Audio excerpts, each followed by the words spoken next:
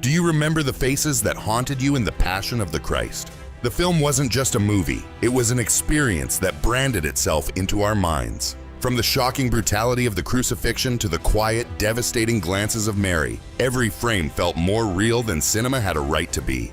But behind this masterpiece lies another story, one even more fascinating. What happened to the people who carried those roles? How did it feel to become, even for a moment, the face of ultimate good or chilling evil?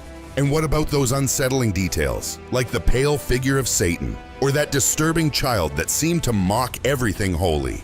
Today we dive deep into the untold stories of the actors who gave life to unforgettable characters, and the secrets of the film that still provoke debate. From transformations that changed faith forever, to careers that never recovered, and to one actress who embodied evil so convincingly it made millions shudder. Stay with me until the end, because the last story, the man who became Jesus, will leave you speechless. Section 1. Rosalinda Celentano, living after playing the devil. When you think about the Passion of the Christ, one image refuses to leave the mind. That cold, almost serene figure of Satan moving through the chaos, holding a grotesque child with an adult-like face. It's cinematic horror wrapped in theology, a moment so chilling that millions of viewers looked away. But behind that haunting portrayal was Rosalinda Celentano, an Italian actress who never intended to become a symbol of evil. When Mel Gibson cast her as Satan, he made a deliberate choice. He didn't want a roaring demon with horns. He wanted something subtle, seductive, and deeply unsettling. Rosalinda shaved her head, painted her face pale, and embraced an androgynous presence that blurred the line between male and female. Audiences were fascinated, and critics called her performance terrifying in its elegance. But while the role was unforgettable for us, what happened to Rosalinda afterward tells a story that few know. A story of silence, struggle, and survival. Rosalinda admitted later that playing Satan wasn't just acting, it was psychologically heavy.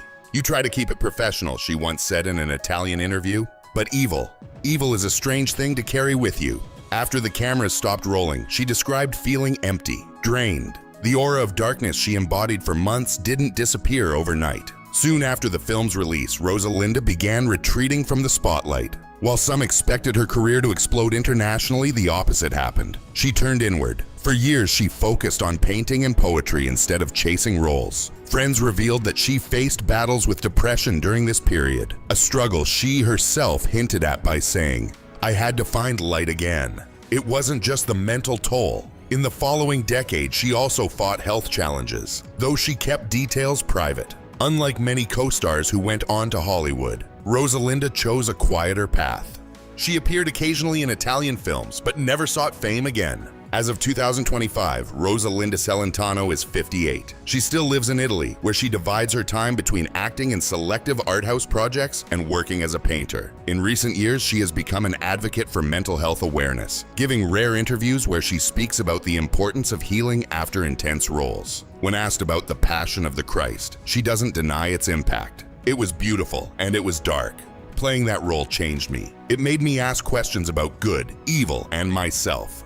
Why did this role stay with her so deeply? Perhaps because of what Satan represents, a mirror of temptation and brokenness. Some psychologists argue that method-style immersion in such roles can leave lingering effects, especially when combined with long, grueling shoots. And Rosalinda lived that reality. Months of embodying a presence that whispers instead of screams, that mocks innocence instead of destroying it outright. The irony? The role meant to terrify others ended up reshaping her own life. Today, Rosalinda calls herself spiritual, but not defined by religion. Her art reflects themes of light breaking through darkness, a quiet testimony, perhaps, that she found her way back. But while Satan left a scar, other actors found something entirely different. For some, the film sparked faith. For others, it tested it to the breaking point. And for two women who walked on that same blood-stained set, their journey was marked by transformation of a different kind, one born of compassion and silence. Next, let's meet Monica Bellucci and Maya Morgenstern, two actresses who carried the weight of grace and grief in front of the world, and what became of them after the cameras stopped rolling. Section 2. Monica Bellucci, From Icon to Pilgrim of Sorrow. When Mel Gibson announced that Monica Bellucci, one of Europe's most famous sex symbols, would play Mary Magdalene, the media erupted. Could the woman known for glamorous roles in Milena and The Matrix Reloaded really become the repentant follower of Jesus? Monica didn't flinch. She dove into the role, learning Aramaic and Latin, stripping away vanity, and delivering a performance that was almost wordless yet profoundly human. But behind the camera, the experience wasn't just another acting job. In interviews, Monica admitted that the film forced her to confront questions of faith. It was more than cinema. It was spiritual. On set, she was often seen in moments of quiet reflection after intense scenes. So what happened after the spotlight faded? Surprisingly, Monica didn't lean into religious films. Instead, she returned to European cinema, but with a noticeable shift in tone, choosing deeper, more complex characters rather than purely sensual ones. She told an Italian magazine, "I wanted roles with a soul." In her personal life, Monica went through public changes. Her divorce from actor Vincent Cassel, the challenges of motherhood, and the pressure of fame. Yet she often credits the passion for teaching her the value of humility. When you stand in that story, you understand suffering in a new way. Now, in 2025, Monica is 60 and still active in film, but her interviews carry a calmness that contrasts with her early career persona. There are rumors she might return for the resurrection of the Christ, though nothing is confirmed. If she does, it would close a circle on one of the most transformative roles of her life. Section 3, Maya Morgenstern, the silent mother who still weeps. If Monica had to shake off glamour, Maya Morgenstern carried an even heavier challenge, portraying the Virgin Mary. At 42, she was already a respected Romanian actress when Gibson discovered her, captivated by her serene intensity. On screen, she barely spoke, yet her silence screamed grief in ways words never could. But for Maya, the role came with weight beyond performance. A Jewish actress playing the most sacred figure of Christianity sparked controversy in some circles. Maya handled it with grace, saying, "I wanted to show Mary as a mother. Every mother knows what it is to suffer for a child." After the film, Maya returned to Romania, where she continued her work in theater and film, but also faced storms. In recent years, she revealed receiving threats tied to her Jewish heritage, even decades after the movie. Despite this, she stayed grounded in her art and humanitarian work, supporting cultural programs for young actors. As of 2025, Maya is 63, still commanding respect on stage and television in Romania. She is confirmed to reprise her role as Mary in the Resurrection of the Christ, a decision she calls a responsibility and an honor. Her calm strength remains her signature, on screen and in life. Section 4, Christo Jivkov, the loyal disciple who faced his own cross. Christo Jivkov was just 29 when Mel Gibson cast him as John, the youngest disciple and the only one who stayed at the foot of the cross. His performance was quiet yet profound, eyes full of pain, voice almost absent, but presence unwavering. Viewers saw loyalty incarnate. Off-screen, Christo was much the same, humble, dedicated, uninterested in Hollywood glamour. After the Passion of the Christ catapulted him to global attention, many expected him to chase big roles. Instead, he went home, to Europe, to independent cinema, to stories that mattered to him. But life would deal him a harsh blow. In 2023, news broke that stunned fans. Christo Jivkov had died at just 48 after a battle with lung cancer. His death sent ripples through the global Christian community. Social media filled with tributes, calling him John Forever. Friends revealed that in his last years, Christo remained gentle and private, carrying the same quiet strength that defined his role. For many, his life mirrored John's unwavering devotion, a disciple in spirit, even when the cameras stopped rolling. Section 5, Francesco De Vito, the rock who fell and rose again. Peter is one of Scripture's most relatable figures, a man who swore loyalty, then denied his Lord 3 times. For Francesco De Vito, playing this role meant embodying raw human frailty. In that unforgettable scene of denial, his face twists through fear, shame, and heartbreak. A performance so real that many viewers wept. After the Passion, Francesco didn't become a Hollywood star. He stayed rooted in Italy, working steadily in historical dramas and faith-based projects. Interviews reveal that the role changed him, not into a preacher, but into a man more aware of his own contradictions. "Peter is all of us," he once said. "I learned that falling is human, rising again is grace." Unlike some co-stars, Francesco avoided scandal and kept his private life intact. In 2025, he is 58, still acting, still respected, and rumored to return for the Resurrection of the Christ. Fans welcome this, seeing in him not just an actor, but a living reminder that faith isn't about perfection. It's about perseverance. Section 6. Luca Lionello, from betrayer to believer. When Luca Lionello accepted the role of Judas, he wasn't a Christian. In fact, by his own admission, he was an atheist who saw religion as irrelevant. Playing Judas then was just another job, or so he thought. Immersing himself in the Gospels and Judas's tortured psychology changed something in him. Day after day, Luca had to step inside the mind of the man who sold Jesus for silver and then hated himself for it. It became unbearable, he later confessed. During filming, the inner conflict he acted out on screen started to feel real. By the time the film wrapped, Luca Lionello had done the unthinkable. He converted to Christianity. "Through Judas, I found Christ," he told Italian media years later. That irony wasn't lost on anyone, least of all Luca, who now speaks openly about faith at conferences and in interviews. But life after Judas wasn't easy. Playing one of history's most hated figures typecast him in the eyes of some producers. Work slowed, and he shifted towards smaller European projects. Today, at over 60, Luca is still active in film, but says his priorities have changed. Fame means nothing compared to truth. Rumors suggest he may appear in the resurrection of the Christ, a return fans would celebrate, not for Judas's sake, but for Luca's redemption arc. Section 7. Hristo Shopov, the judge who couldn't wash his hands clean.